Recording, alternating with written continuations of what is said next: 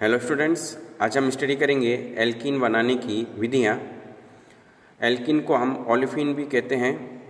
पहला तरीका है एल्कीन बनाने का with the help of alcohol.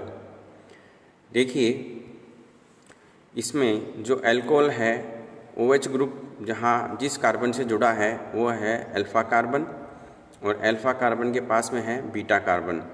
तो अल्फ़ा कार्बन से OH और बीटा कार्बन से H, तो H2O अगर हम रिमूव करते हैं अल्कोहल में से तो हमें क्या मिलता है? एल्कीन प्राप्त होती है। ये क्या है? निर्जलीकरण अभिक्रिया। तो यहाँ पे हम कौन कौन से निर्जलीकारक लेंगे? वो है सांद्र H2SO4, Al2O3 एंड H3PO4। आप यहाँ देख रहे हैं, पहला है Al2O3 से, तो यहाँ पे एथेनॉल से हमें क्या मिला है? एथीन। फिर है अदर एग्जाम्पल्स। लास्ट में हम देख रहे हैं साइक्लोहेक्सेनोल की क्रिया जब हमने H3PO4 से कराया तो हमें क्या मिला? साइक्लोहेक्सीन। अब हम मैकेनिज़्म को देखते हैं। तो यहाँ पे जो है 3 स्टेप में ये मैकेनिज़्म बता रखी है। स्टेप फर्स्ट में क्या हो रहा है, जो अल्कोहल में जो ऑक्सीजन है उसमें क्या पाए जाते हैं? इलेक्ट्रॉन युग्म पाए जाते हैं। 2 इलेक्ट्रॉन युग्म हैं।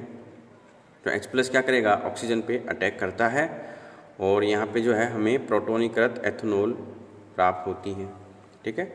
अब इस प्रोटोनीकृत एथेनॉल में से जो है H2O एक लिविंग ग्रुप की तरह बिहेव कर रहा है और हमें मध्यवर्ती मिलता है कार्बोकेटायन, एथिल कार्बोकेटायन। और इस एथिल कार्बोकेटायन में से जो है H बाहर होता है, और ये H कौन सा है? Beta H। और उससे हमें जो उत्पाद मिलता है वो है एथीन। अब देखिए, सेजेफ एक नियम है, सेजेफ नियम। तो यहाँ पे आप देख रहे हैं कि सेजेफ नियम क्या है कि जो 2 ब्यूटेनॉल है और 1 ब्यूटेनॉल है, जब हम इनकी क्रिया H2SO4 से कराते हैं तो जो हमें उत्पाद मिल रहा है, जो 2 ब्यूटीन जो है वो एक मेजर प्रोडक्ट है और जो 1 ब्यूटीन है वो क्या है? एक माइनर प्रोडक्ट। तो यहाँ पे 1 ब्यूटीन कम क्यों मिल रहा है और 2 ब्यूटीन ज़्यादा क्यों मिल रहा है? इसका रीज़न है hyper conjugation of the compound, organic compound. तो 2 ब्यूटीन में जो है मोर सब्स्टिट्यूटेड एल्कीन है और यहाँ पे जो अल्फ़ा H है वो कितने हैं? 6। तो यहाँ पे जो है 2 ब्यूटीन जो है उसकी अति संयुग्मन संरचनाएँ ज़्यादा बनती हैं। अब हम इसको मैकेनिज़्म के द्वारा समझते हैं। तो आप यहाँ देख रहे हैं 1 ब्यूटेनॉल में जो है ऑक्सीजन पे H+ अटैक करता है और फिर इस प्रोटोनीकृत एथेनॉल से जो है H2 क्या होता है? बाहर निकलता है। उसके बाद में आप यहाँ देखते हैं कि H2 के बाहर निकलने से जो है प्राथमिक कार्बोकेटायन बनता है, एंड यहाँ पे आप H देख रहे हैं और ये प्राथमिक कार्बोकेटायन है। तो यहाँ पे जो है H की शिफ्टिंग होने से हमें क्या मिलता है? Secondary carbocation. तो आप ये जो H है वो किस कार्बन पे आएगा? इस वाले कार्बन पे आता है और हमें सेकेंडरी कार्बोकेटायन मिलता है। उसके बाद में ये जो सेकेंडरी कार्बोकेटायन है इसमें से जो है हाइड्रोजन का रिमूवल होता है। यहाँ पे 2 हाइड्रोजन है। अगर ये वाला हाइड्रोजन रिमूव होगा तो हमें मिलता है उत्पाद के रूप में 1 ब्यूटीन, और अगर ये वाला हाइड्रोजन रिमूव होता है तो हमें उत्पाद मिलता है 2 ब्यूटीन। तो आप समझ गए कि जो 2 ब्यूटीन है वो ज़्यादा बनती है क्योंकि इसकी जो अति संयुग्मन स्ट्रक्चर है वो क्या है? ज़्यादा है बजाय 1 ब्यूटीन के। ठीक है। उसके बाद में हम एल्किल हैलाइड से भी एल्कीन बना सकते हैं। तो यहाँ पे जो है तो एल्किल हैलाइड से हम एल्कीन किस प्रकार बनाएंगे? तो यहाँ पे आप यूज करते हैं alcoholic KOH and NaNH2 sodamide. अब देखिए, यहाँ पे जो है 2 मैकेनिज्म होती हैं विलोपन की, E1 and E2 mechanism. E1 mechanism जो है वो 2 स्टेप्स में होती है और मध्यवर्ती के रूप में कार्बोकेटायन बनता है, एवं E1 मैकेनिज्म जो है वो तृतीयक हैलाइड में पाई जाती है। E2 मैकेनिज्म जो है वो एक ही स्टेप में होती है, एंड यहाँ पे जो है प्राथमिक और द्वितीयक हैलाइड में यह मैकेनिज्म होती है। यहाँ पे क्या होता है?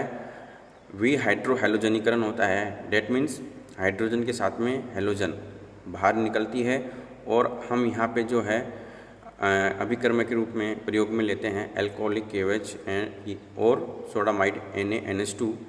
तो यहाँ आप मैकेनिज्म से समझ सकते हैं। ये एल्किल हैलाइड है और यहाँ पे जो है ये पोटेशियम एथोक्साइड है, तो ये क्या करेगा, इस H को रिमूव करता है और यहाँ पे जो है ब्रोमीन एक लिविंग ग्रुप की तरह है। तो HBr के निकलने से क्या मिलती है, एल्कीन, और ये प्राथमिक एंड सेकेंडरी एल्किल हैलाइड है जिनसे हमें E2 मैकेनिज्म से एल्कीन प्राप्त हो रही है। ठीक है, उसके बाद में जो है अगर तृतीयक हैलाइड हम लेते हैं तो वहाँ पे जो मैकेनिज्म लगेगी वो है E1 मैकेनिज्म, और यहाँ पे जो है मध्यवर्ती के रूप में क्या मिलता है, कार्बोकेटाइन। ये आप देख रहे हैं यहाँ पे जो फर्स्ट स्टेप में कार्बोकेटाइन बन रहा है और सेकंड स्टेप में जो है बीटा हाइड्रोजन का विलोपन होने से यहाँ पे जो है हमें एल्कीन प्राप्त होती है। ठीक है, फिर है एल्किल डाइहैलाइड से हम एल्कीन बना सकते हैं। उसके लिए हम यूज करते हैं जिंक और एल्कोहलिक जिंक कॉपर। तो आप यहाँ देख रहे हैं 2 रिएक्शंस हैं जिसमें मैंने बता रखा है जिंक यूज करने पर आपको डाइहैलोजन जो है बाहर निकल रहे हैं। उसके बाद में हम एल्काइन से भी एल्कीन बना सकते हैं। इसमें आपको जो है एल्काइन का आंशिक अपचयन कराना पड़ेगा, आंशिक हाइड्रोजनीकरण। देखिए, अगर हम एल्काइन का पूर्ण हाइड्रोजनीकरण कराते हैं तो हमें क्या मिलता है, एल्केन मिलेगा, क्योंकि एल्काइन में जो है 2 पाई बॉन्ड होते हैं और अगर एक पाई बॉन्ड ब्रेक करेंगे हाइड्रोजन के द्वारा तो हमें एल्कीन मिलेगा, और दूसरा पाई बॉन्ड ब्रेक करते हैं तो हमें एल्केन मिलता है। तो आपको क्या करना है, इसका आंशिक हाइड्रोजनीकरण ही कराना है। डेट मीन्स रिएक्शन को एल्कीन तक स्टॉप करना है। उसके लिए स्पेशल अभिकर्मक होते हैं। फर्स्ट अभिकर्मक है लिंडनार उत्प्रेरक। इसमें हम क्या करेंगे, पैलेडियम एंड कैल्शियम कार्बोनेट के साथ में हम लेते हैं क्विनोलिन और सल्फर। जो क्विनोलिन और सल्फर है वो क्या है, पीडी कैल्शियम कार्बोनेट के लिए एक विषैला प्रभाव उत्पन्न करते हैं, जिसके कारण से जो अपचयन है वो क्या है, एल्कीन तक ही स्टॉप हो जाता है।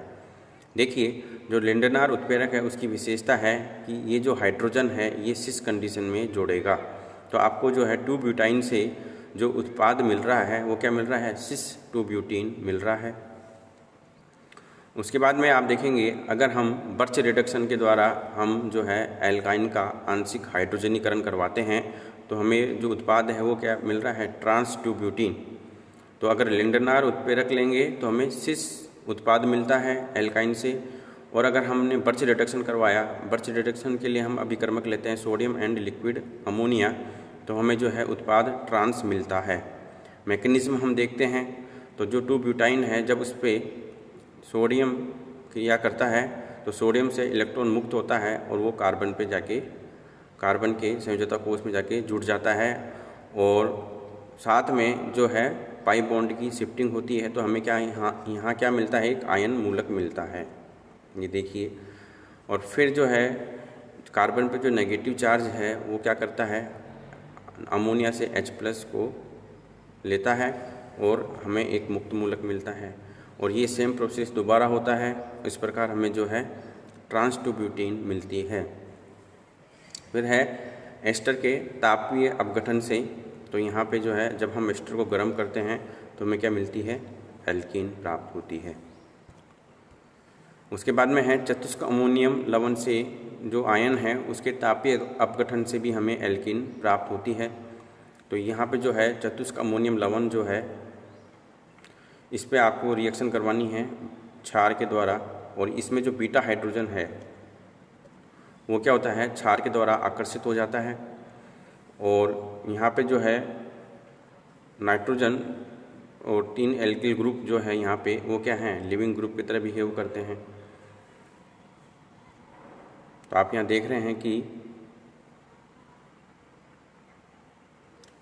यहाँ पे एक तो अगर हम चतुष्क अमोनियम आयन लेते हैं और उसमें जब हम उसमें क्षार डालते हैं तो बीटा हाइड्रोजन निकलेगा, और जो है ट्राई एल्किल नाइट्रोजन जो है बाहर होती है और एल्कीन प्राप्त होती है, और ये लिविंग ग्रुप के रूप में बाहर निकलते हैं।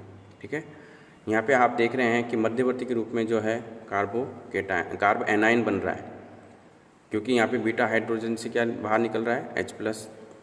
तो यहाँ पे देखो मध्यवर्ती के रूप में क्या बन रहा है, कार्ब एनाइन। अब आप अगर हम सबस्ट्रेट ये लेते हैं, ठीक है, उस पर हम जब बेस डालते हैं तो यहाँ पे 2 बीटा हाइड्रोजन हैं, 2 प्रकार के बीटा हाइड्रोजन, एक ये रहा एक ये रहा। अगर ये वाला बीटा हाइड्रोजन जो है इससे H निकलता है तो हमें क्या मिलेगा, सेकेंडरी कार्ब एनाइन, जो कि क्या है, अनस्टेबल। और अगर इस वाले बीटा से जो है H निकलता है, बीटा कार्बन से H निकलता है तो हमें क्या मिलेगा, प्राइमरी कार्ब एनाइन। और फिर जो है इस ग्रुप